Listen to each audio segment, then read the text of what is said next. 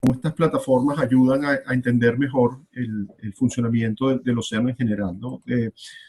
Hace bastante tiempo, ya digamos unos 70 años, no, 60 años, es que se empezaron a lanzar satélites al espacio y desde ese entonces se ha venido lanzando objetos y plataformas de observación que tienen instrumentos que pueden ver la Tierra desde el espacio, lo cual tiene muchas ventajas desde el punto de vista del proceso de observación. Imagínense ustedes, por ejemplo, que quieren hacer una observación de la temperatura del Mar Caribe y no tuvieran un satélite. Entonces, en ese caso, básicamente lo que tendrían que hacer es mandar un barco a tomar registros de temperaturas por todo el océano, por todo el Mar Caribe. Y eso probablemente le tome algunos meses.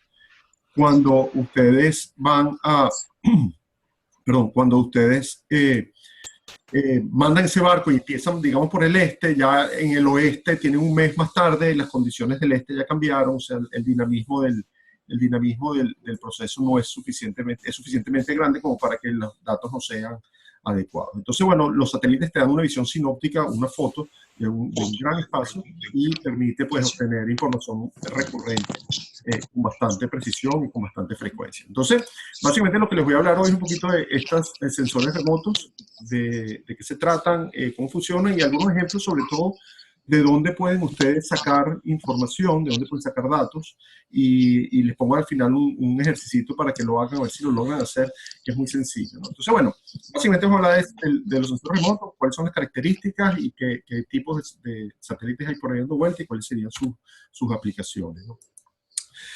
Básicamente, un sensor remoto, déjame, hay alguien que tiene una cámara prendida, un micrófono prendido. Andreina, te voy a poner en mute. Básicamente, el sensor remoto es cualquier cosa. Puede ser la cámara de su celular, puede ser, digamos, una foto tomada de un avión o básicamente una cámara montada arriba de un satélite.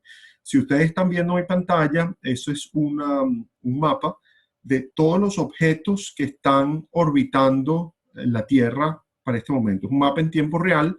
Tienen la dirección ahí que se llama stuffing.space, cosas en el espacio, que después con tiempo se meten allá adentro y pueden ver todos los objetos que están allí, desde satélites, tipos de satélites, debris, restos de cosas, basura espacial que está allá adentro, que andan orbitando, que todo está siendo monitoreado, ¿no? Entonces, como se dan cuenta, es una constelación bastante grande de objetos. No estoy seguro que ustedes vean el movimiento que yo estoy haciendo aquí. Y hay, si ustedes ven cerca de la Tierra, hay una gran densidad de puntos y afuera de la Tierra también hay una gran densidad de puntos. Hay como dos capas donde montan los satélites. Usualmente los que están más externos a la Tierra, que son satélites que están más o menos a 30.000, entre 30.000 y 50.000 kilómetros de la superficie de altura, están fuera en el espacio, por supuesto, son satélites de comunicaciones, y los satélites que están más cerca, digamos entre 100 y 700 kilómetros de altura, son satélites de observación de la Tierra. Por ejemplo, a ver si logran ver esta imagen. Los puntos grises que están allí son basura espacial, los puntos rojos son satélites que están orbitando la Tierra. De poner el chat, por si acaso tienen alguna pregunta, pueden escribirlo en la ventana de chat que la tenemos ahí. Ok, entonces, los satélites básicamente tienen dos tipos de órbitas y eso es fundamental para entender cómo funciona a ver, Irelis, ¿cómo estás, Irelis? Gracias por incorporarte. Voy a poner tu micrófono en mute, ¿ok? Estamos conversando y si tienes alguna pregunta lo puedes hacer por la ventana del chat. Chévere. Ok, ya te callé. Entonces, básicamente, déjame un momentico poner el chat aquí, bajarlo de... Aquí está. Básicamente, Tenías una pregunta de Slarka de qué eran los puntos azules. Ah, ya te busco, Slarka, espera un segundito. Déjame subir. Ahí lo vemos. Y si tú te metes aquí adentro, el punto azul básicamente son restos de cohetes, porque Si tú probablemente sepas, cuando ellos lanzan algo al espacio, los cohetes usualmente tienen etapas, ¿no? Básicamente son diferentes motores que van quemando combustible y a medida que se va quemando el combustible se va desechando.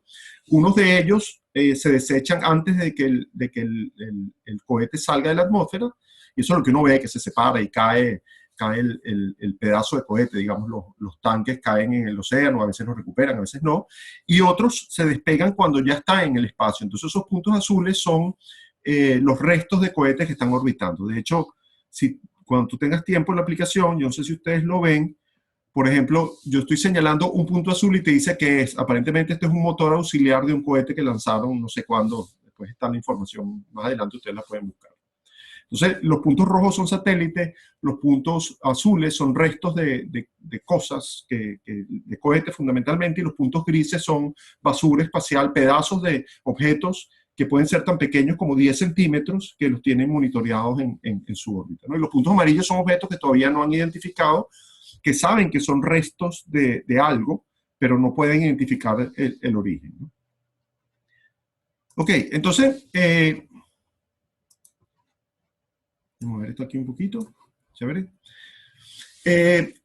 Los satélites, dependiendo del uso, tienen dos tipos de órbitas cuando lo lanzan al espacio. Una órbita es lo que se llama la órbita geoestacionaria, que si nosotros estamos parados en la Tierra, lo que significa es que el satélite está siempre para nosotros fijo en la misma posición. Es decir, ese satélite gira a la misma velocidad que la Tierra, lo cual hace que se mantenga todo el tiempo viendo el mismo segmento de la Tierra todo el tiempo. Estos son satélites, los que están en la banda externa, usualmente son satélites que están más allá de 30.000 kilómetros. Usualmente son satélites de comunicaciones, porque imagínense ustedes que yo tengo que mandar, por ejemplo, una señal, digamos, de internet o de televisión desde Estados Unidos hasta Europa. Hay dos maneras de hacerlo. Una, por un cable submarino. Yo puedo tender un cable desde Estados Unidos hasta Europa, que existen los cables y existen desde principios de 1900. U otro es mandar la señal a través de repetidoras, pero lo que pasa es que tenemos el océano en el medio y el ángulo de la Tierra, para que tú tengas señal, tú tienes que tener un rebote de la señal, sea con la atmósfera o tiene que llegar directo, lo cual lo hace muy ineficiente. Si yo pongo un satélite arriba en el espacio y mando la señal al satélite y ese satélite rebota la señal abajo, es lo más eficiente que se ha concebido hasta el momento. Entonces, claro, yo los satélites los pongo muy retirados, muy lejos de la Tierra, de forma de que su cono de observación, sea el ángulo de observación en la superficie de la Tierra, sea lo más amplio posible. Si lo pongo muy cerca, pues el ángulo de observación es muy chiquitico. Si lo pongo muy lejos, ese cono, como este cono que está aquí, a ver un momentico, ok.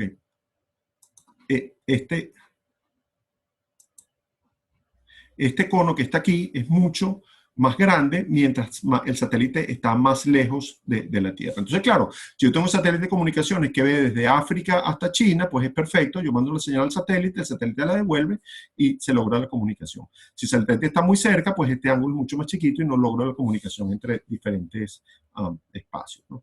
Entonces, ahí también estos satélites geoestacionarios, se llaman geoestacionarios, están parados en un punto fijo de la Tierra, se usan también para observaciones meteorológicas. Y esas observaciones meteorológicas que ustedes ven, por ejemplo, en los noticieros del clima, son producidos básicamente por estos satélites geoestacionarios que están separados a más de 30.000 kilómetros de la Tierra.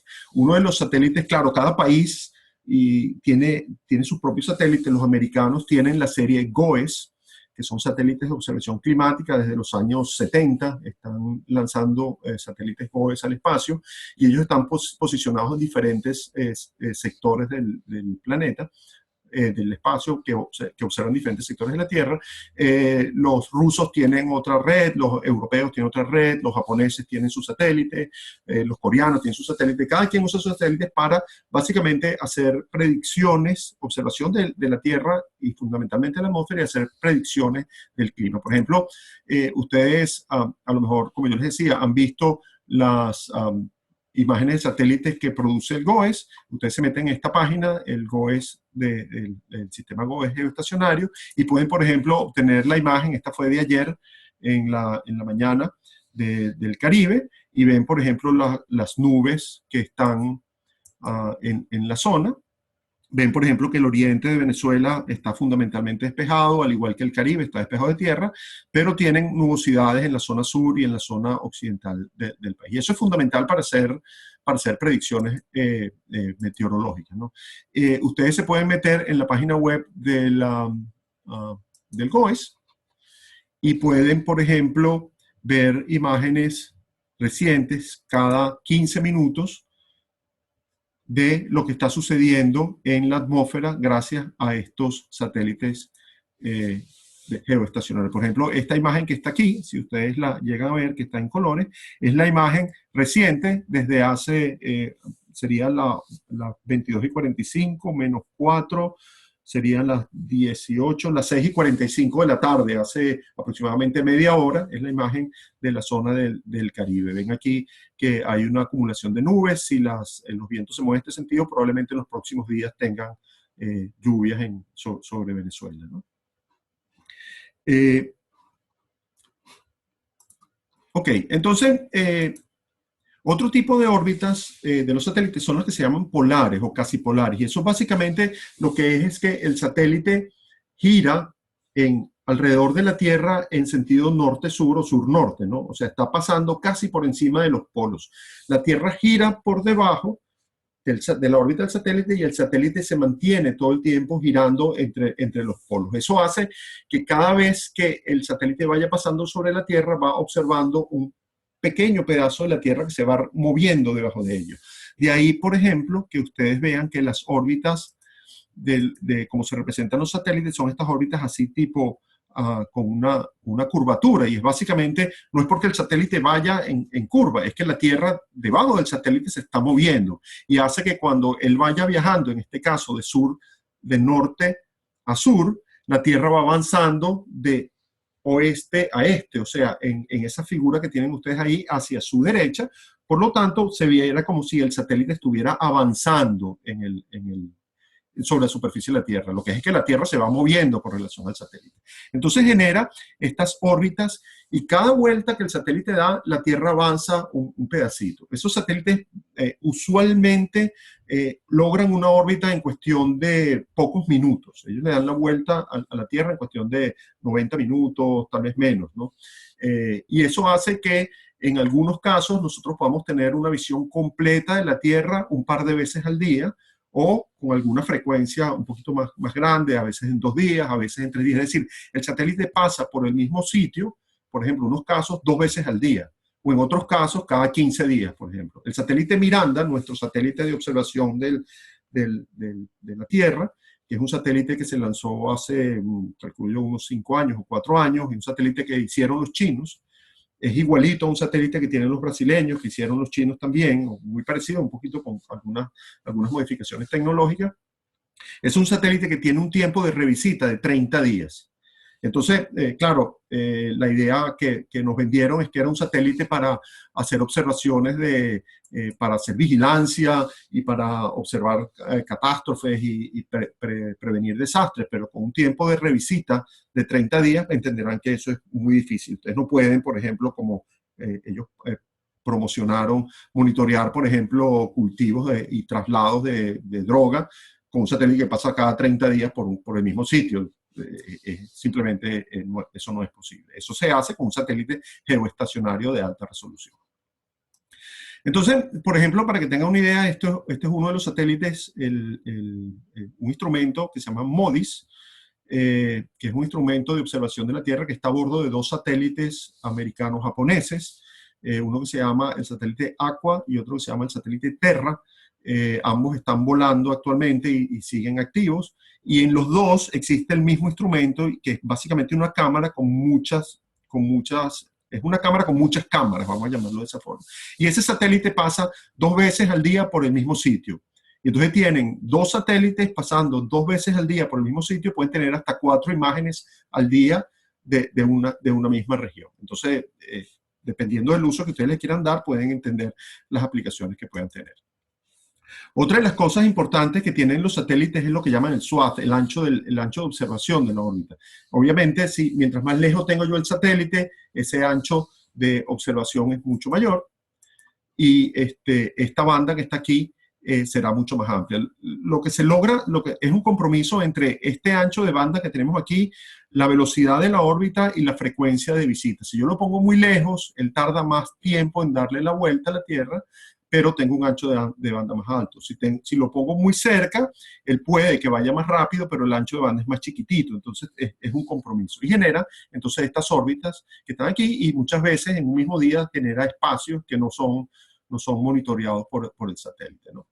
Entonces, depende del instrumento que estamos hablando, y eso puede tener un ancho desde 10 kilómetros hasta cientos de kilómetros de apertura. Por ejemplo, los satélites geoestacionarios, que no son orbitales polares, tienen anchos de banda de observación de 2.000 a 4.000 kilómetros de longitud. O sea, yo que con una sola foto puedo ver todo el Mar Caribe y parte del Océano Atlántico, por ejemplo.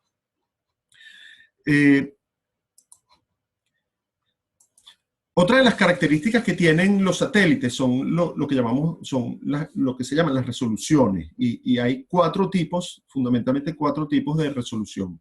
La resolución espacial, la resolución temporal, la espectral y la radiométrica. Hemos estado hablando un poco de ellas durante las presentaciones, las láminas anteriores, pero déjame ir una por una, ¿no?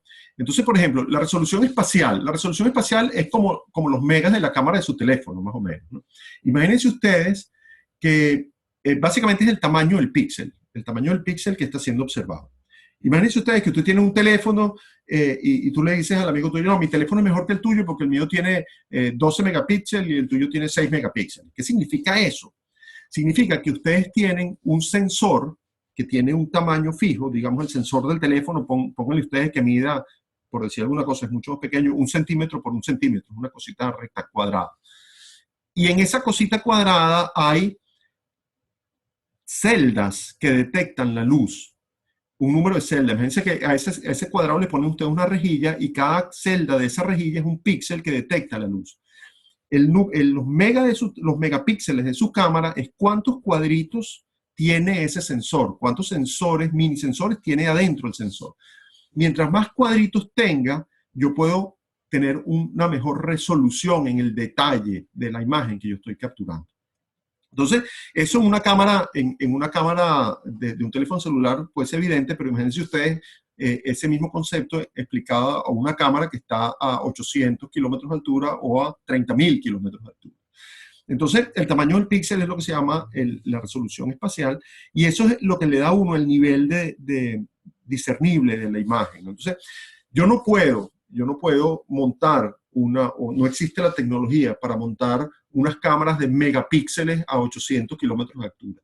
Básicamente son cámaras de menor resolución espacial, a pesar de que hay sistemas que tienen la capacidad de discernir información por el orden de 50 centímetros en la superficie de la Tierra con una cámara que está a 400 kilómetros de altura. Imagínense el nivel de detalle que tiene. Esas son las fotos, por ejemplo, que ustedes ven cuando entran en Google Earth, que son satélites de muy alta resolución, que ellos compran las imágenes y las montan en este sistema, ¿no?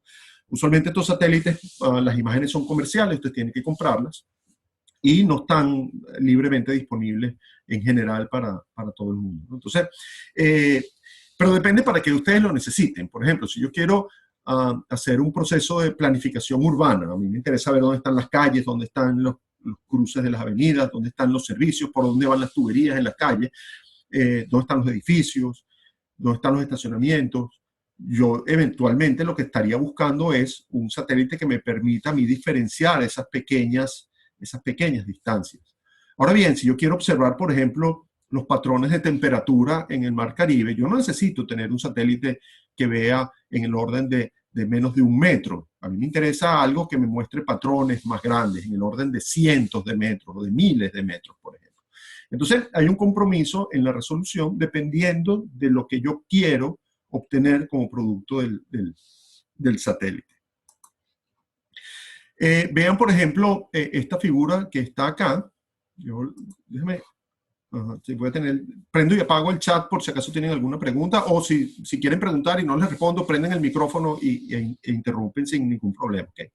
Esta figura que está acá muestra, bueno, la evolución un poquito de los satélites. Estas son las fechas desde 1960, que fueron los primeros satélites que lanzaron los rusos y los americanos hasta 2015. Y lo que muestra en el eje vertical es la resolución espacial en metros. ¿Cuántos metros es capaz de discernir el satélite? Entonces, la escala es al revés. Estamos abajo, son 100 o más metros el píxel, y arriba es 0,1, estamos hablando de 10 centímetros de resolución. O sea, a medida que ha avanzado el tiempo, por supuesto, la cantidad de satélites que han aparecido con mejores resoluciones es mucho más alta. Estos son los que se llaman los satélites de muy alta resolución, entre los cuales están lo que se llama el World View, el Iconos, el QuickBird. Son satélites que se dicen satélites submetro porque tienen píxeles más pequeños de 1 metro.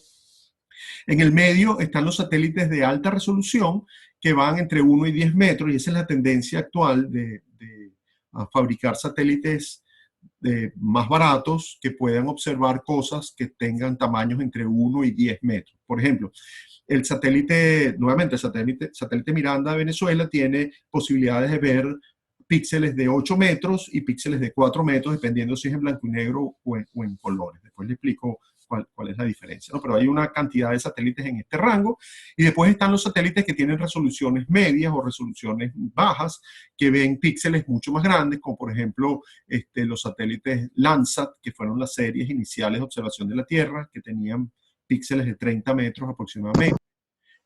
Los satélites Spot, son los franceses, que tenían resoluciones también cercanas a los 30 metros, ¿no? Interesante, por ejemplo, esto que están aquí, Corona, los satélites Corona, que son unos satélites de resolución moderada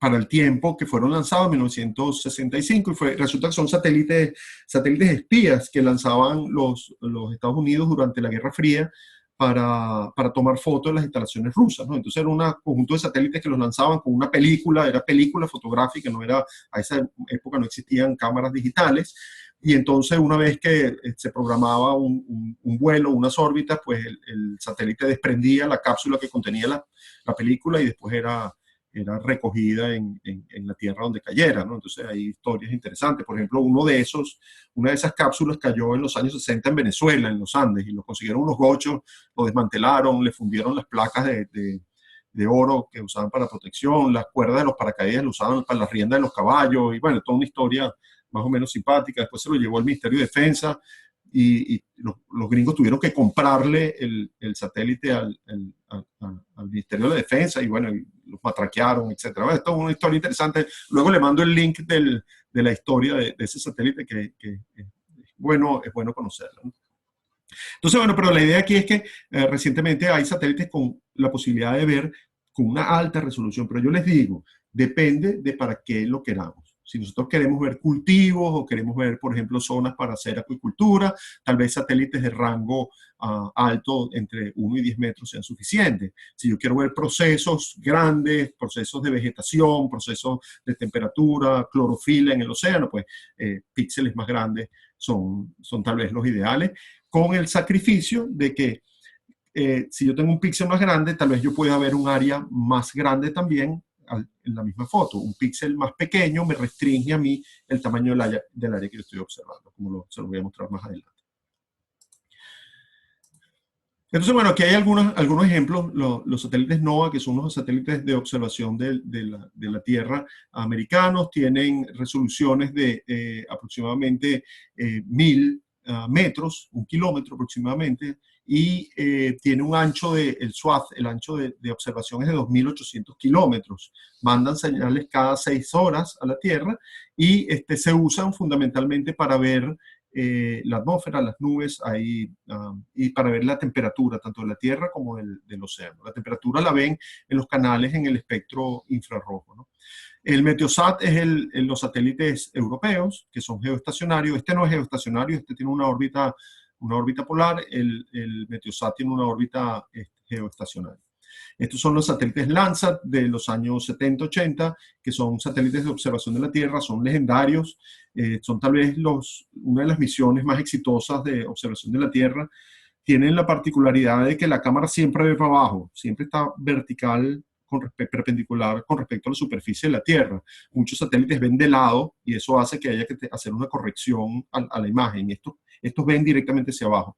Y actualmente está el Landsat 7 y el Landsat 8, que son las últimas versiones, que tienen más o menos, en estos casos los satélites tenían resoluciones de 30 metros, hoy en día tienen resoluciones de 15 metros aproximadamente, pero tienen, digamos, una selección de cámaras que está bien adecuada para la observación de la Tierra en términos de vegetación, en términos de agua, temperatura, minerales, etcétera, etcétera. Fueron satélites diseñados únicamente para la observación de la Tierra, no como los satélites meteorológicos que uno le da la vuelta y empieza a hacer observación de la Tierra. Este es el IKONOS, que tiene resoluciones de 1 metro, tal vez menos, pero solamente de 13 kilómetros, una bandita de 13 kilómetros. Pero ese satélite ustedes lo pueden programar y mandarlo, ajustarle la órbita para que enfoque el área de su interés. Por supuesto, todo eso cuesta bastante dinero, ¿no? Y el QuickBird es otro satélite también que tiene resoluciones por debajo de 1 metro, 0,7, ahora hay una versión de 0,3 metros, y también son satélites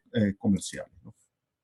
Vean, por ejemplo, estas son las nuevas familias de satélites, el IKONOS, el QuickBird, el GeoEye, el WorldView, que tienen resoluciones por debajo de 1 metro. Todos de ellos, como les digo, son satélites absolutamente comerciales, y abajo una imagen sacada con un satélite del Teatro de la Ópera de Sydney, ¿no? Y si ustedes se meten en la página original de Digital Globe, que es la compañía que distribuye estos productos, pues podrán ver una galería de imágenes bien interesantes. Eso parece sacado con un dron, pero ese satélite está a 200, 300 kilómetros de altura. Entonces, imagínense las capacidades tecnológicas que tenemos hoy en día a disposición.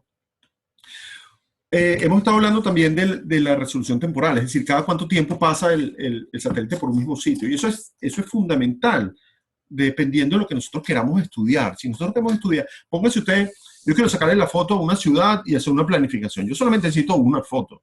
Le saco la foto, que quede chévere, que no tenga nubes, con la mejor resolución posible, y trabajo sobre ella. Eso se hace con estos satélites de escalas de resolución de menos de 1 metro. Ahora, si yo, por ejemplo, quiero ver cambios en vegetación, yo quiero ver cambios en cultivos, a mí me interesa saber cómo va el estado de la vegetación en alguna zona, pues a mí me interesa tener un monitoreo en el tiempo del mismo sitio. O a mí me interesa ver los patrones de cambio de la temperatura del mar día a día. O más aún, a mí me interesa ver cómo cambian las nubes, que son sistemas dinámicos. Para eso necesito tener observaciones muy frecuentes, por ejemplo, cada 10 minutos, cada 5 minutos, cada media hora. Por ejemplo, el MODIS, que era el que yo estaba mencionando, pasa 2 veces al día, y eso me permite ver a mí los patrones de temperatura del mar 2 veces al día. Había un satélite europeo que dejó de funcionar, que se llamaba el VSAT, que era un satélite del tamaño de un autobús, una cosa enorme, y dejó de funcionar hace un par de años, que tenía unas cámaras de observación del océano que veía el océano cada 3 días. Por ejemplo, el Landsat, que es el que yo le acabo de mencionar, tiene periodos de revisita de 16 días, y eso es ideal, por ejemplo, para ver procesos en tierra. El SPOT, que tiene mejor resolución, también anda entre 26 y 10 días. El IKONOS, que es el de 0,5 metros cada 3 días. Y el RadarSat, que es una tecnología que no les he conversado, que es de radar, que es interesante porque pasa a través de las nubes, entre 1 y 6 días, ¿no? Entonces, también les he estado hablando de la resolución espectral de las cámaras, y que estoy hablando de que los satélites tienen básicamente cámaras montadas arriba.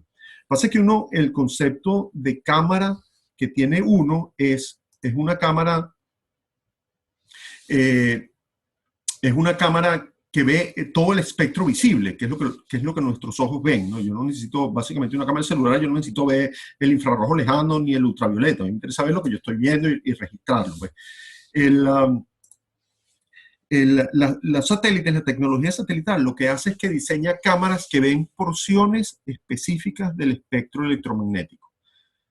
¿Y por qué eso? Porque a mí me interesa ver un pedacito del espectro y no la gama completa. Póngase usted un ejemplo. A mí me interesa identificar gente que tenga camisas rojas, por decirlo de alguna manera. Y es más fácil para mí si yo tengo una cámara que me pinta en los píxeles, me coloca 1 si el color que está viendo es rojo y 0 si es cualquier otro color. Entonces yo puedo fácilmente identificar y clasificar en una imagen cuáles son las personas que tienen camisa roja y cuáles son las personas que no tienen camisa roja. Mucho más fácil que si tuviera una cámara que viera todo el espectro electromagnético. Resulta que lo que yo estoy haciendo es tratando de identificar una cosa que se llaman las firmas espectrales de lo que yo estoy viendo. Una firma espectral es como una huella digital. Si ustedes tienen una camisa roja es porque esa camisa refleja el rojo y absorbe todo lo demás. Si tiene una camisa negra es porque absorbe todo y refleja nada o casi nada. Si tiene una camisa blanca es porque refleja todos los colores y no absorbe ninguno. La vegetación, por ejemplo, la vegetación absorbe ¿qué color? El rojo, obviamente, que es la banda espectral, que es lo que ellos utilizan para la fotosíntesis. Entonces yo no puedo pretender identificar la vegetación con una cámara que vea rojo, porque no ve nada. Yo estoy viendo lo que se refleja. Sin embargo, yo puedo, por ejemplo, hacer una cámara que vea verde y veo la vegetación cuando está verde, porque la vegetación no está verde todo el tiempo, a veces está marrón, a veces pierden las hojas. Pero resulta, por ejemplo, que la vegetación donde más refleja es en la porción infrarroja cercana. Es una porción del espectro que nuestros ojos no ven. Nosotros no lo vemos. ¿Por qué refleja en el infrarrojo? Bueno, tiene que ver con los estomas de las hojas, tiene que ver con la reflexión del agua que está saliendo por esos estomas. Y resulta que si nosotros pudiésemos ver infrarrojo, pues las plantas fueran no verdes, sino infrarrojas. Entonces, ¿qué es lo que hacemos nosotros? Montamos en un satélite una cámara que vea infrarrojo. La cámara que ve en infrarrojo es una porción muy grande del espectro, es bastante grande. Hay infrarrojo cercano, infrarrojo medio, infrarrojo lejano, infrarrojo térmico. Cuando ustedes entran a un aeropuerto que le apuntan la camarita para ver si tienen fiebre, eso es un infrarrojo térmico. Esa es exactamente la misma tecnología que se usa con una cámara montada en un satélite para ver la temperatura del mar. Es lo mismo, estamos viendo la misma porción del espectro electromagnético. Ahora, yo puedo tener una cámara que vea una porción cercana del espectro electromagnético y eso se refleja, por ejemplo, en identificar la vegetación. Eso es muy útil. Ahora, en el momento que yo conozco cuál es la firma espectral de lo que yo quiero ver, yo puedo diseñar las cámaras que necesito que vean el pedacito particular del espectro y que no se me mezcle con los demás. Por ejemplo, si yo quiero observar los corales, por ejemplo, los corales reflejan mucho en la porción roja, en la porción roja del espectro. Y entonces si yo tengo una cámara que ve en ese espectro, pues yo puedo identificar lo que es un coral de lo que es una pradera de fanerógamas marinas. Sin embargo, debajo del agua la cosa se complica un poquito porque hay un problema de atenuación de la intensidad lumínica, hay una pérdida de colores a medida que yo bajo. Eso es un problema aparte que no lo voy a tratar aquí, pero hace que las cosas, la observación del fondo marino somero con cámaras visibles sea un poquito más complicada en el mar que en la tierra, ¿no? Entonces, dejando claro que yo puedo montar varias cámaras que ven diferentes aspectos del espectro de lo que yo estoy viendo, pues hay satélites que tienen 4 cámaras. Inicialmente el Landsat tenía 7 cámaras, 3 que veían en el espectro visible, una que veía azul, una que veía verde, una que veía rojo, una que veía infrarrojo cercano para ver las plantas, 2 que veía infrarrojo medio para ver minerales y una que veía en infrarrojo lejano para ver temperatura. Hoy en día existen instrumentos de 200 bandas diferentes y entonces generan lo que se llaman las imágenes hiperespectrales. Entonces dan un nivel de detalle radiométrico importante en lo que uno está haciendo. Sí. Tienes una preguntita de Luis Miguel. Ajá. ¿Hasta qué profundidad se suele trabajar cuando se hacen detecciones bajo el agua? Mira, buena pregunta, Luis. Básicamente acuérdate que lo que tú estás... una imagen de satélite es lo mismo que si tú estuvieras volando en una avioneta o volando un dron sobre el mar. Tú lo que estás viendo es la luz que se refleja del objeto que tú quieres ver. Entonces, si tú tienes, ahí hay varias limitaciones. Te hablo primero de un satélite que está volando fuera de la atmósfera y tienes que atravesar la atmósfera, la radiación tiene que atravesar la atmósfera, rebotar abajo y volver a subir. Entonces ya tenemos un problema atmosférico ahí que hay que corregir, que bueno, que es igual en la Tierra que en el mar. Una vez que llega al mar, entonces tienes otro proceso, tienes otra atmósfera, entre comillas, muchísimo más densa, que es el agua. Entonces, la luz tiene que penetrar hasta el fondo, reflejarse y devolverse hacia arriba, salir del mar y subir de nuevo al espacio para que sea captado por el sensor. Entonces, realmente es bastante retador observar zonas profundas. Entonces, básicamente en aguas muy claras, hasta unos 30 metros de profundidad, es posible observar detalles y poder hacer clasificaciones de cosas en el fondo del océano. Y eso básicamente en zonas lejos de la costa, en zonas de islas, atolones, etcétera, se pueden ver hasta 30 metros de profundidad. Usualmente hasta 10 metros es lo razonable. Y en zonas, ¿qué te digo yo? Si tú quieres hacer un mapa, como de hecho lo han hecho en el Parque Nacional Morrocoy, lo más que llega son 3 metros de profundidad. Las praderas de Talasia las ves muy bien, los arrecifes de coral someros los ves muy bien, pero más abajo de eso, 3, 5 metros ya es muy difícil observar porque también tiene sedimento y también tienes el problema de que la luz se atenúa y que los colores se ven distintos, se reflejan distintos dependiendo de la profundidad. El rojo es el primero que desaparece, tú puedes ver rojo en los primeros centímetros, pero ya a 5 metros de profundidad ya tú no ves rojo. Entonces tú ves algo, pero no es rojo. Entonces es muy difícil. Las firmas espectrales se modifican. Entonces, básicamente, en zonas costeras máximo 5 o 10 metros, en zonas de costa hacia afuera hasta unos 30 metros aproximadamente, pero teniendo siempre, haciendo la salvedad de que tienes que hacer la corrección por la profundidad, porque la frecuencia del espectro electromagnético, lo que se rebota del espectro magnético cambia de acuerdo a la profundidad por el tema de la atenuación y el tema de la absorción de las diferentes ondas en el mar. ¿Okay? Fíjense, por ejemplo, este satélite que es el MODIS, un sensor, perdón, el MODIS es una cámara que está montada arriba de un satélite, como dije, el agua y en tierra. Esto es un satélite que tiene 36 bandas, 36 cámaras. Y aquí están las longitudes de onda que esas cámaras ven. Y básicamente, ¿para qué se usan? Unos para ver tierra, nubes, otros para ver fitoplancton, color del océano. Fíjate, este es un satélite bien interesante, una cámara bien interesante porque tiene unas 8 bandas específicamente diseñadas para la observación de los océanos. Realmente es como el caballito de batalla para observar el océano en escalas grandes. Claro, fíjense que el píxel es 1000 metros.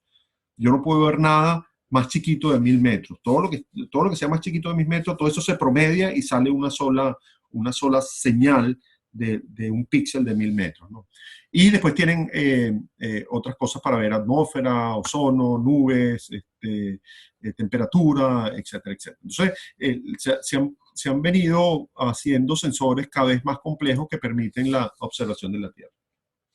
Esta figura que está aquí, déjame ponérsela un poquito más grande, yo creo que puedo hacerlo. A ver. No lo puedo hacer. Este es básicamente el espectro electromagnético, la longitud de onda del espectro electromagnético. El espectro visible de nosotros está por aquí, es lo que nosotros vemos. Y tiene que ver también, es interesante porque el rango del espectro electromagnético que nosotros vemos, que va como entre 400 nanómetros y 600 y piquito nanómetros, 500 y piquito kilómetros, desde el azul hasta el rojo, es justamente el rango donde la luz tiene mayor energía que viene de la fuente, del sol. Y casualmente nuestros ojos ven justamente en ese espectro. Es un caso interesante de evolución, ¿no? O sea, el ojo ha evolucionado de forma tal de que tiene la capacidad de observar y ver y captar la energía del rango del espectro electromagnético, tiene más energía. Entonces, estamos viendo lo que más se ve, vamos a entender. Pero hay otras porciones del espectro electromagnético que no se ven desde el espacio. ¿Por qué? Porque hay elementos en la atmósfera que lo filtran. Cuando hay estos bajones aquí, quiere decir que yo no recibo nada. Por ejemplo, entre este pedazo aquí no hay radiación que salga, ni que atraviese la atmósfera bajando, ni que la atraviese subiendo. Porque hay elementos en la atmósfera como ozono, vapor de agua, metano, etcétera, etcétera, que filtran y absorben esa radiación electromagnética. Entonces, básicamente, ¿qué es lo que hace uno? Bueno, uno diseña satélites, diseña bandas para observar los pedazos o las porciones del espectro electromagnético donde yo tengo posibilidad de verlo. Esta es la parte visible y fíjense que estos son diferentes satélites que están aquí y vean que ellos están diseñados para observar diferentes porciones de este espacio que está acá. Este es el infrarrojo medio y hay algunos satélites que ven porciones de infrarrojo medio, como yo les decía, el Landsat, por ejemplo. El Landsat la banda 5 y 7, ven en el infrarrojo medio que se corresponden con estos picos que están acá, de máxima transmisión, y que tienen que ver con las firmas espectrales de los minerales. Entonces, para la gente que hace geología, estas bandas son sumamente útiles. Y esta banda que está aquí tiene que ver con, a lo largo de los 10 micrómetros, tiene que ver con la temperatura. Entonces, son bandas que reflejan la temperatura de un cuerpo, ¿no? Entonces, básicamente se diseña una cámara que ve a esas temperaturas, a esa banda, a esa longitud de onda particular, para entender el proceso que regenera esa banda. Usualmente estos procesos son diseñados por científicos, muchas veces se hacen consultas. Por ejemplo, cuando se iban a lanzar hace unos 5 o 6 años una constelación nueva de satélites que se llaman los VIRS, que son los satélites americanos que reemplazan o que van a reemplazar los Landsat, se hizo una consulta para ver cuáles eran las longitudes de onda que eran requeridas para los diferentes estudios, y de ahí entonces se programan las cámaras que son las que se mandan al espacio dependiendo del uso que se les vaya a dar, ¿no? Otra de las características de los satélites es la resolución radiométrica, y es un poquito más difícil de entender, pero imagínense ustedes que la definición de los píxeles que habíamos conversado, y ese píxel básicamente registra la información digitalmente, le pone un valor. Supónganse ustedes que yo tengo una escala de 0 a 255, donde 255 es blanco y 0 es negro. O 255 es la máxima radiación, pónganse ustedes que ese píxel está viendo en el rojo, y 0 es 0, no existe rojo en ese momento. Ahora, yo puedo ponerle ese píxel 2048 valores. Es decir, que ese rango entre 0 y todo, nada y todo, lo divido en 2048 segmentos. Entonces tengo una resolución más fina. Yo puedo detectar variaciones más pequeñas dentro de la misma celda. Eso es lo que se llama la resolución radiométrica. Hoy en día, y bueno, eso se expresa en bits. Hoy en día casi todos los satélites trabajan en resoluciones de 11 bits, que nos da una resolución mucho más detallada. Es como poder diferenciar mejor los colores dentro de una foto. Entonces, esa es otra de las características que tienen los sensores, ¿no? Entonces, bueno, dependiendo de la resolución radiométrica, este es un ejemplo que les muestra, por ejemplo, en este caso solamente tengo dos valores, blanco y negro, que sería una resolución radiométrica de 1 bit, 0 o 1. O es blanco o es negro, y yo tengo que acomodar toda la variación que yo estoy recibiendo en dos valores. Ahora, yo tengo, por ejemplo, aquí 10 bits, y fíjense que el nivel de detalle, de resolución de detalle entre esta que está aquí y esta imagen que está aquí, perdón, esta es de 6 bits de 64 valores, de 0 a 64, este es simplemente de 0 y 1. Fíjense que la resolución es muchísimo mejor. Entonces, claro, hoy en día la tendencia es a tener mayores resoluciones radiométricas, y las limitantes para eso básicamente es tecnología. Es capaz de elaborar un instrumento que puedan captar ese tipo de variación. Acuérdense que, bueno, no sé si acuérdense, pero yo les digo que eso no es la tecnología de las cámaras satelitales. Cambia muy lentamente, porque lanzar un satélite al espacio no es comprarse un celular. Pues decidí si me voy a comprar un celular con 8 megapíxeles o con 16 megapíxeles, y si tengo los reales, pues lo compro. Básicamente hay un proceso de diseño, un proceso de conceptualización, un proceso de fabricación, un proceso de construcción de las cámaras y de ensamblaje del satélite, y eso dura años. Entonces, el satélite que lanzan hoy básicamente tiene tecnología de hace 2 o 3 años diseñada, y como ustedes sabrán, pues la tecnología muchas veces cambia muy rápido. Entonces, a veces en satélites hay tecnologías viejas, muy viejas, que todavía están funcionando. Por ejemplo, el satélite Landsat, el Landsat 7, ese es un satélite que ya tiene más de 10 años. Imagínense cómo era la tecnología digital hace 10 años, no es lo mismo que tenemos hoy en día, y sin embargo siguen volando de arriba y produciendo imagen. Entonces, a pesar de que para nosotros pareciera ser muy sencillo decir, mira, sí, vamos a meterle una cámara de mayor resolución, pues el proceso toma tiempo. Y cuando después que yo construí el satélite, 4 años después, resulta que la tecnología ya cambió en órdenes de magnitud hacia mejor. Entonces, bueno, hay un cierto retraso, pero las ventajas son necesariamente buenas. Entonces, bueno, al final hemos estado hablando de las diferentes características, y uno no lo puede tener todo. Pues básicamente, yo no puedo tener un satélite que vea todo el planeta al mismo tiempo con la mejor resolución espacial, la mejor resolución temporal, la mejor resolución radiométrica, con todo el espectro electromagnético. No se puede porque no existe la tecnología, no hay energía suficiente. Una de las cosas, por ejemplo, que tiene la característica del espectro electromagnético es que a medida que la longitud de onda es más grande, a medida que yo me muevo hacia el infrarrojo, o sea, de hecho, entre el azul y el rojo tiene menos energía. Es como si yo tratara de sacar una foto con menos luz, ¿no? Entonces, si usted maneja un poquito la técnica de la fotografía, si yo estoy sacando una foto a algo que está muy oscuro, básicamente yo tengo que dejar más tiempo al sensor que capte la energía, ¿verdad? O le pongo flash. Lo que pasa es que yo no puedo poner un flash en el satélite. Bueno, sí, de hecho ponen láseres y hacen fotografías con láseres con el satélite, eso es otra cosa. Entonces, a medida que yo me muevo hacia el infrarrojo, yo tengo menos energía que está saliendo. Es como que el objeto es menos claro, es más oscuro. Entonces hay dos opciones ahí. O hago un sensor más sensible, o básicamente hago un píxel más grande, para que el píxel más grande pues me rebote más energía. Esa es la solución lógica, y eso es lo que hacen. Pues. Fíjense que con ustedes después, si se meten en detalle y analizan los sensores remotos que andan por allí, generalmente las longitudes de onda más grandes, temperatura, infrarrojo medio, los píxeles son grandes, son de cientos de metros, mientras que los visibles, que tienen más energía, son más pequeñitos.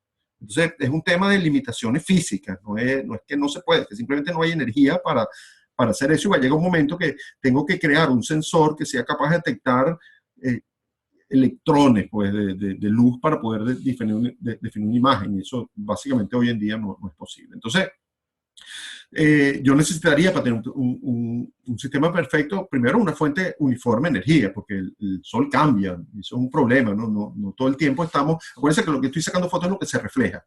Entonces, yo no todo el tiempo tengo la misma iluminación, yo tengo nubes atravesadas, tengo una atmósfera que está interfiriendo, a veces tengo nubes, a veces tengo atmósfera más densa, menos densa, tengo aerosoles, tengo polvo que se acumula, es frecuente, por ejemplo, en la observación de los arrecifes del Caribe, tener polvo que se mueve en la atmósfera que viene del Sahara, entonces interfiere con las lecturas, la interpretación de las imágenes. Las interacciones con la materia y la energía que sean únicas, eso tampoco, porque dependiendo de la materia que yo estoy analizando, eso refleja de forma diferente. No es lo mismo sacarle una foto a un pedazo de hielo que a un pedazo de asfalto, pues son cosas distintas. Yo también debería tener la capacidad, aunque estamos bastante cerca de eso, de un procesamiento muy rápido de las imágenes. Es decir, saco la foto, la mando para la Tierra, la proceso y la pongo a disponibilidad de la gente. Hoy en día eso tarda algunos pocos minutos. Puedo ver una imagen de satélite a los 10, 15, 20 minutos de que fue tomado, ya está colgada en internet. Eso hoy en día es posible. Hace 10 años eso tardaba días. Hace 15 años, 20 años, había que pedirla por correo y te mandaban una cinta de computadora un mes después. Entonces, para que vean cómo va avanzando eso, ¿no? Y por otro lado, bueno, tienes que tener un usuario que sepa interpretar esto. Hoy en día se está generando más información de la que nosotros podemos procesar. Hay muchísima información. Yo estoy seguro, si ustedes pónganse a ver, estudiar casos en Venezuela, tomen las islas, tomen segmentos de la costa, ahí hay imágenes y hay información visual de sensores remotos que nadie ha analizado todavía, que nadie ha utilizado y están allí. ¿Por qué? Porque se está generando una cantidad de información tan grande que no tenemos la capacidad para procesarla, ¿no? Y hay muchas veces no tenemos ni siquiera el conocimiento de entender qué es lo que estamos viendo allí. Entonces, algo así, lo que nosotros necesitaríamos, que todavía no tenemos, es un sensor que tenga la máxima resolución espacial. A mí me gustaría sacar tal vez cosas en centímetros, porque puede diferenciar centímetros en una imagen, que pueda ver todo el espectro electromagnético igualito, o sea, desde el ultravioleta hasta el infrarrojo térmico, de la misma forma, que esté todo el tiempo sacando fotos, como un geoestacionario, y que tenga la mayor resolución radiométrica, o sea, que tenga el mayor detalle, nitidez posible. Eso no existe todavía. Estamos moviéndonos hacia eso. Hoy en día hay una serie de satélites que ya lanzaron unos coreanos, que son satélites geoestacionarios, que están siempre sobre el mismo sitio, equivalentes al MODIS, que tienen muchas bandas para observación de la Tierra y que te mandan imágenes cada 10 minutos. Por ejemplo, yo estoy trabajando ahora aquí con un satélite japonés que se llama el Himawari, que manda imágenes cada 10 minutos de la zona de Australia y de la zona del Pacífico Occidental, y que tiene bandas interesantes para observar el océano, para observar las nubes, la temperatura, etcétera, etcétera. O sea, para allá vamos, ¿no? Para allá vamos. Entonces, es cuestión de darle unos años y vamos a tener muchísimas más capacidades de hacer. Pero depende, ahora vamos al aspecto práctico, pues vamos pensando en ustedes que de repente están interesados en observar. Ok. Están interesados en utilizar alguna imagen de satélite para sus trabajos que están pensando hacer. Entonces, por cierto, Patricia se fue. Si ustedes quieren una pregunta, prenden el micrófono y la mandan. Ok.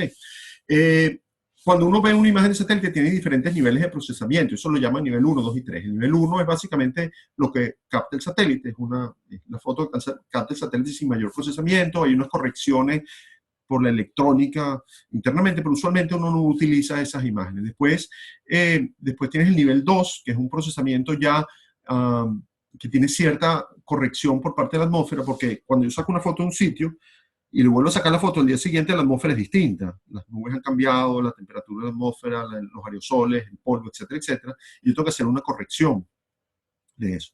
Esos son los que se llaman los niveles 2. Y esos son por ahí donde uno debería empezar. Uno debería empezar a trabajar con los dos. Y los niveles 3 son aquellos que ya de una vez esa foto que sacó la corrigen geométricamente y la ponen sobre un mapa. Porque acuérdense que el satélite, hay unos que toman hacia abajo, otros que toman de ladito, otros que vienen girados en el ángulo de la órbita. Y esa requiere una corrección, lo se llama una corrección geométrica. Los niveles 3 tienen las correcciones geométricas. Entonces, ¿dónde conseguir imágenes? Ahorita les doy una vuelta por algunos sitios en internet para que vayan viendo, pero las imágenes originales de los proyectos usualmente se consiguen en las páginas de los programas específicos, por ejemplo, de la NASA. Usted se mete en la NASA y hay los diferentes programas de la NASA que pueden bajarse las imágenes, ¿no?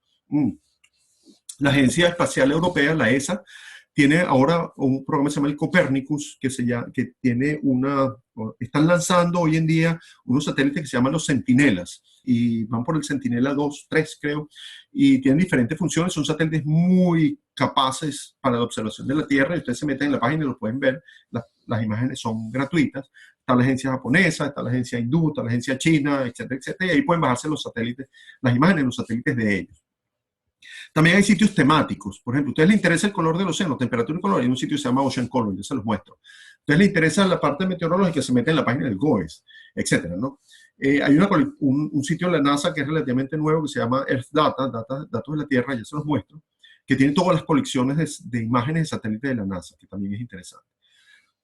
Pero una cosa es ver la foto y otra cosa es sacarle los datos a la foto, sacarle la información.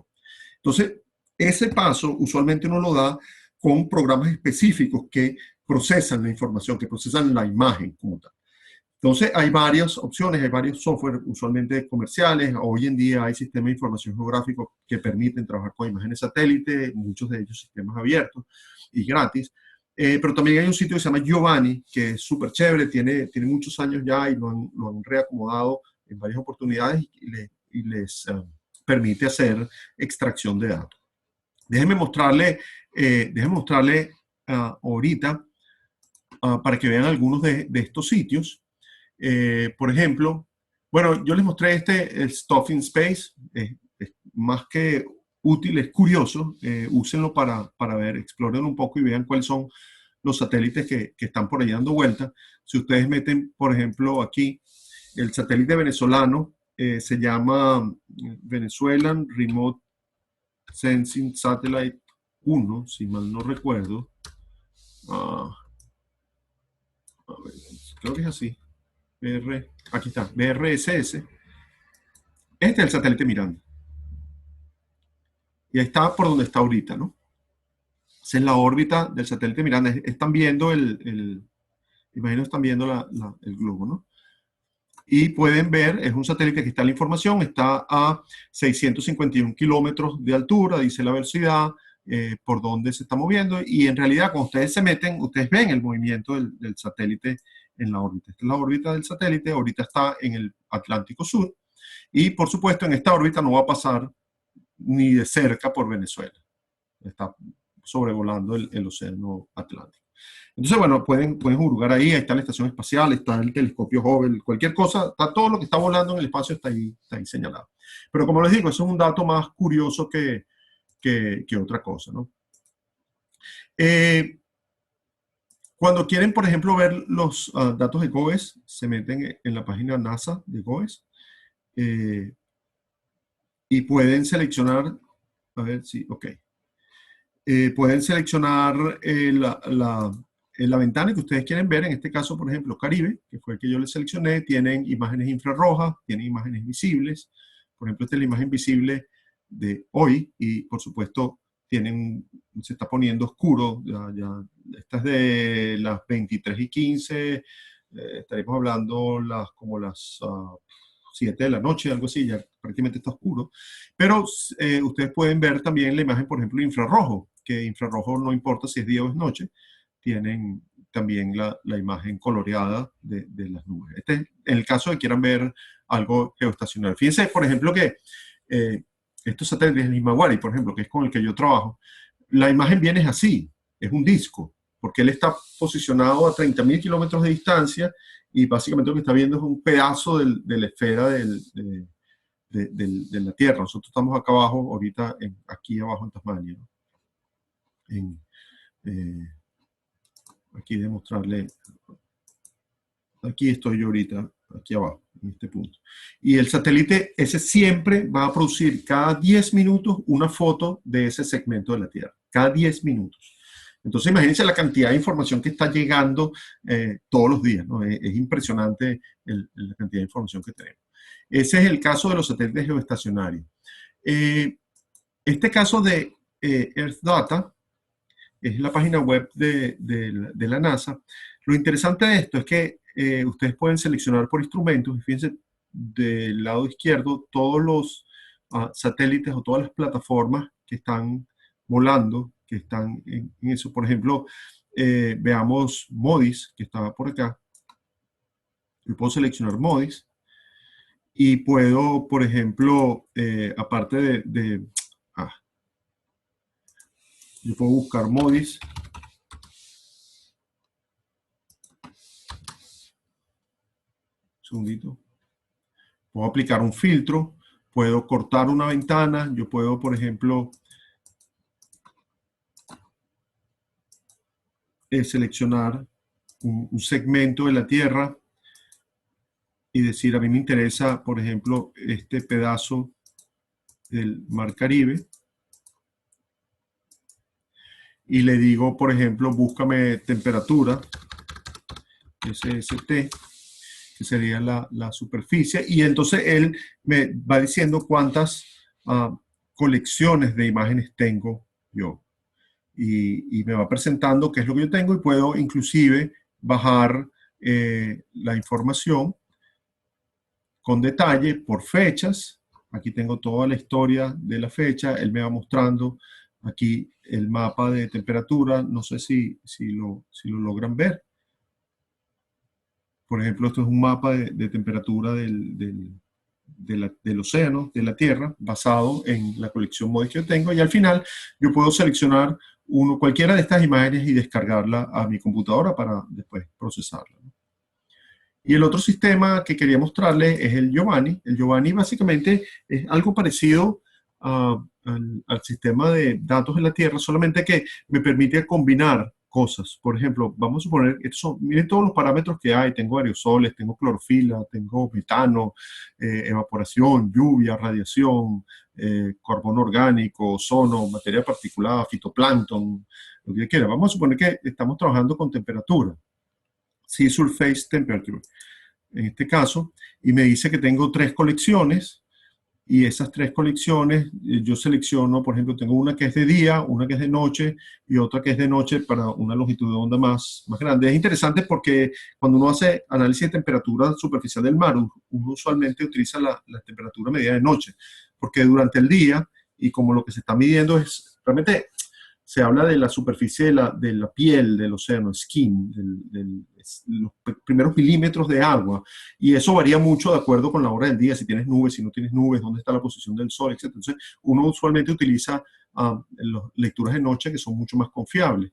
Y entonces yo puedo seleccionar esto, puedo, por ejemplo, seleccionar un rango de fecha, vamos a suponer que quiero ver 2016, desde el 1 de enero de 2016 hasta hoy, hasta mayo, vamos a ponerle ¿sí? Vamos a poner en mayo. Y vamos a suponer que yo quiero igualmente seleccionar un sitio en el cual yo quiera extraer esos valores de temperatura. Entonces, aquí va a aparecer un mapa. Yo puedo hacer zoom, me muevo y vamos a tratar de hacer, por ejemplo, y es el ejercicio que yo les puse para que hicieran después, donde ustedes extraen, por ejemplo, una serie de temperatura de la región oriental de Venezuela. Supongamos que me interesa, selecciono aquí el polígono y me interesa este pedacito aquí este pedacito nada más aquí de Venezuela. ¿Okay? Y entonces le digo, ¿qué es lo que yo quiero? Vamos a hacer una serie de tiempo. Por ejemplo, sácame el promedio de temperatura de esa área. Y le digo que me pinte que me pinte la fecha. Vamos a suponer que lo quiero solamente hasta abril. Correcto. Y entonces viene el proceso. Básicamente tarda un rato mientras él genera, porque tiene que procesar todas las imágenes. Y nos permite a nosotros producir algo. Entonces, yo lo que le pongo para que ustedes hagan de actividad es extraer, hacer el proceso que yo estoy haciendo, traten de repetirlo ustedes, y si tienen problemas me contactan y yo los ayudo. Extraer una serie temporal de la temperatura superficial del mar y la clorofila, también puedo medir clorofila, para el mar Caribe Oriental, desde Cabo Codera hasta Grenada, que es más o menos el área que yo marqué allí, y generen una figura tipo Hofmöller, ya les muestro lo que es, que muestre los cambios de estos parámetros en el tiempo y en la latitud. Debería tener algo, este es el Giovanni, lo que yo acabo de hacer, y esto es lo que deberían obtener. Primero una serie de tiempo, donde tengo la fecha, desde el 2005 hasta el 2017, y los valores de temperatura. Y si ustedes se dan cuenta, hay un patrón claro. Hay aumento de temperatura, disminución, aumento, disminución. Y eso básicamente es por el proceso de surgencia que ocurre en esa zona del oriente del país, ¿no? Donde a principios de año, siempre a principios de año, fíjense, desciende la temperatura significativamente. Y este es lo que se llama el gráfico de Hofmöller, que habla por año, en este caso, y esto es latitud. Y la escala de colores me indica el valor de la temperatura. Esto es 22 a 28 grados centígrados. Entonces, fíjense que siempre aproximadamente a 10 grados, 10.5 grados de latitud, y eso es más o menos en la zona del oriente del Mar Caribe, enfrente de Venezuela, hay un descenso de temperatura siempre a principios de año. Entonces hay un momento del año donde toda la temperatura en este rango de latitud de todo el Caribe está más o menos igual, pero hay un momento del año donde hay unas zonas alrededor de los 10.5 grados que están mucho más frías que las aguas que están más al norte y más al sur. Entonces, eso es un gráfico que me permite a mí hacer análisis interesantes de los datos. Y fíjense que lo que le estoy diciendo yo con Giovanni, lo bueno de Giovanni es que me permite a mí extraer datos de muchas imágenes de satélite y convertirlas en figuras o en tablas. Yo después, esa gráfica que se está bajando aquí, y usualmente toma tiempo, yo la puedo descargar inclusive como datos en una tabla Excel y puedo analizarla después en cualquiera de los programas que a mí me interesen. Entonces, es un sistema que yo les sugeriría que lo revisaran y lo juzgaran bastante porque es bien interesante. De verdad que ustedes con las posibilidades que tienen de obtener información de todas estas variables obtenidas de satélite, por ejemplo, lluvia. El otro día había una solicitud de una persona que está buscando datos de precipitación de la laguna de Tacarigua. Bueno, aquí hay la posibilidad, si yo defino el área, puedo estimar la precipitación de la laguna de Tacarigua o en la zona de la laguna de Tacarigua por imágenes de satélite. Entonces, la propuesta mía es que hagan eso, que traten de generar estas figuras que están acá y jueguen un poquito con la disponibilidad de datos que hay a través del satélite. En realidad, hablar de sensores remotos y imágenes satélites, particularmente para observación del océano, es un tema muy amplio. La tecnología va cambiando, la disponibilidad de datos cada vez es mayor. Sin embargo, los recursos que estamos teniendo a la mano, tanto computacionales, hoy en día las computadoras personales que ustedes tienen son muchísimo más poderosas de las que habían hace 5 años y les permiten trabajar las imágenes de satélite sin ningún problema, o sistemas como Giovanni, que les permite extraer los datos para después procesarlos de acuerdo a sus intereses. Pues las posibilidades son muy grandes. Entonces yo lo que los invito es que paséense por allí, vean qué satélites hay, enfoquen su interés en la disponibilidad de datos que pueden encontrar por allí y cualquier duda que tengan, por favor, entonces me escriben y con muchísimo gusto yo les les respondo sus dudas o sus preguntas. Si quieres, conversamos un ratico, hablamos de si tienen alguna pregunta, algún comentario, abrimos los micrófonos. Yo grabé de todas maneras esta clase, ahora se la subo y